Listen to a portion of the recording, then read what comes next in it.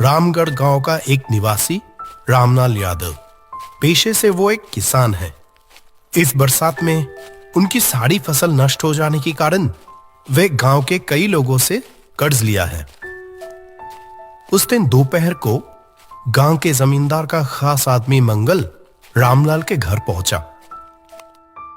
रामलाल, अरे रामलाल। जी बोलिए मालिक, प्रणाम। अरे तू वो सब छोड़, जमींदार साहब ने मुझे भेजा है। तूने उनसे जो कर्जा लिया था वो उनको अब वापस कब कर रहा है, बता तो। दरअसल इस बरसात में मेरी सारी फसल बर्बाद हो गई है मंगल जी। आप मुझे थोड़ा सा वक्त दे दीजिए, मैं लौटा दूंगा पैसे। सुन रामलाल, इतना समय नहीं है, बहुत दिन हो गए। तू अगले 2 दिनों के अंदर सारा पैसा ब्याज समेत चुका देगा, समझ गया? नहीं तो तेरा बुरा हाल करके इस गांव से निकाल दिया जाएगा, मैं ये बता दे रहा हूं तुझे। ये कहकर मंगल उस घर से चला गया। पर उसके तुरंत बाद घर में आए राघव।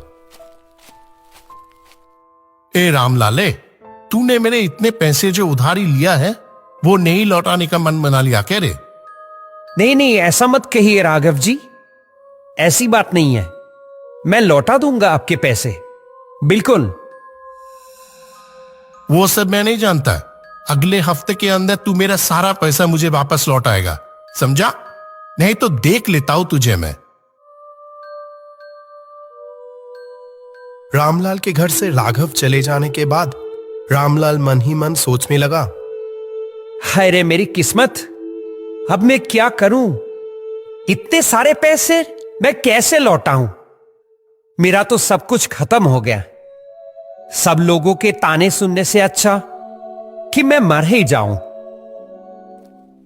गांव के पश्चिम दिशा में एक नदी है। उस दिन सुबह मंगल उस नदी की किनारे से जा रहा था। तभी अचानक नदी किनारे एक पेड़ की ओर उसकी नजर पड़ी। अरे ये मैं क्या देख रहा हूं? अरे कोई है इधर, जल्दी जल्दी आओ। क्या हुआ ये? गांव के सभी लोग उस पेड़ की ओर दौड़ के आए। राघव भी था उस भीड़ में। ये क्या? ये तो रामलाल है। लगता है ये कल रात की कहानी है। तू ऐसे गले में रस्सी डालकर मर गया? क्या मेरा सारा पैसा? फूटी किस्मत मेरी।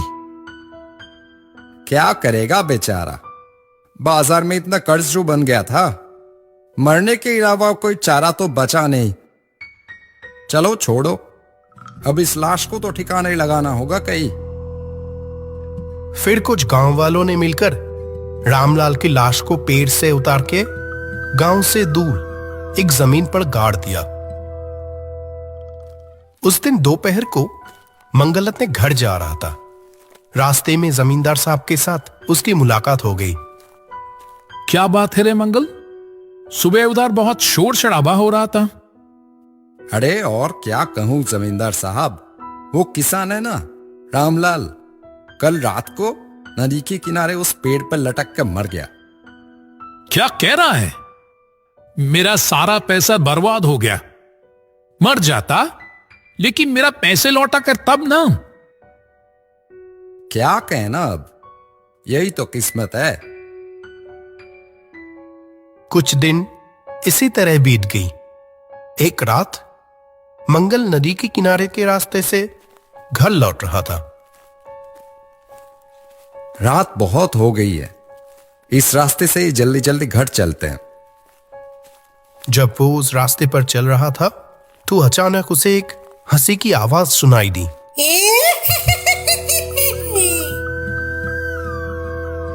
किसे की? हाँ, हंसने की आवाज आ रही है लगता है ना। इतनी रात को यहां कौन हंस रहा है? उसी क्षण मंगल को महसूस हुआ जैसे कि कोई उसके ठीक पीछे खड़ा है। जैसे ही वो पीछे मुड़ा, एक काली साया जैसे अचानक दूर चली गई। वो क्या था? क्या देखा मैंने? नहीं नहीं नहीं नहीं, मुझे जल्दी से घर जाना होगा। अगले दिन रात राघव भी उसी रास्ते से अपने घर लौट रहा था। देवगढ़ से लौटते लौटते बहुत देर हो गई आज। जो भी हो, जल्दी जल्दी चलता हूं। वहां मेरी भाग्यवान कितनी देर से मेरा इंतजार कर रही है। चलते चलते राघव को भी अचानक उस हंसी की आवाज सुनाई दी।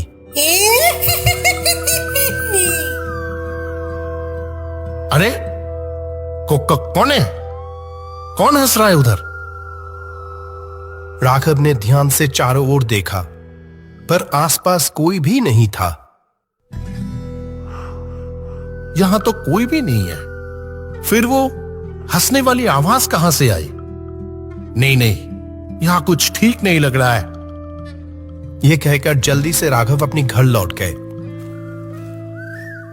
अगली सुबह गांव के चारों ओर एक ही बात चल रही थी। नदी के किनारे उस पेड़ के नीचे से चलने पर सबको एक अजीब सी चीज महसूस हो रही थी। गांव के बीचों बीच जमींदार के साथ और भी बहुत सारे लोग खड़े हैं और उस मामले पर बहुत सारी चर्चाएं हो रही है।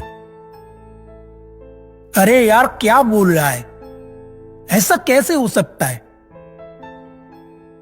अरे सच में, कई लोगों ने तो खुद देखे हैं अपनी आंखों से। अरे हाँ भाई, मैं तो खुद उस रात घर लौट रहा था। अचानक एक हंसी की आवाज आई। कैसा डरावना माहौल। इतनी रात को नदी किनारे उस पेड़ के नीचे भला कौन हंसेगा? हाँ, उस रात तो मैंने भी सुना। बाप रे, लगता ये रामलाल के भूत का काम है। उसने तो इस पेड़ पर खुद को लटका लिया था।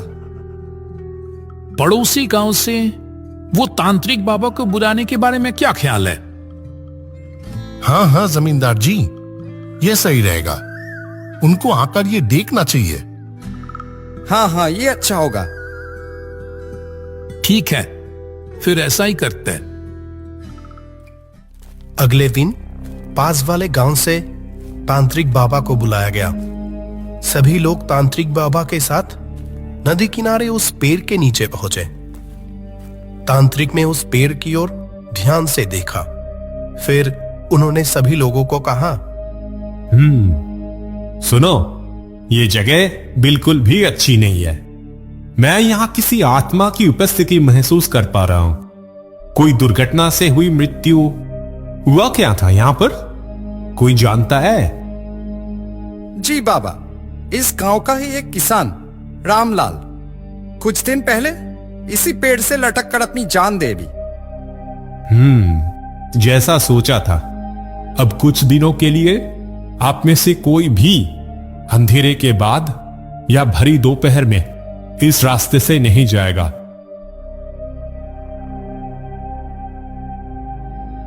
मैं मंत्र पढ़कर इस जूते को पेड़ से बांध दे रहा हूं। कोई भूल कर भी इस जूते को यहां से मत खोलना, नहीं तो अनर्थ हो जाएगा। ठीक है बाबा।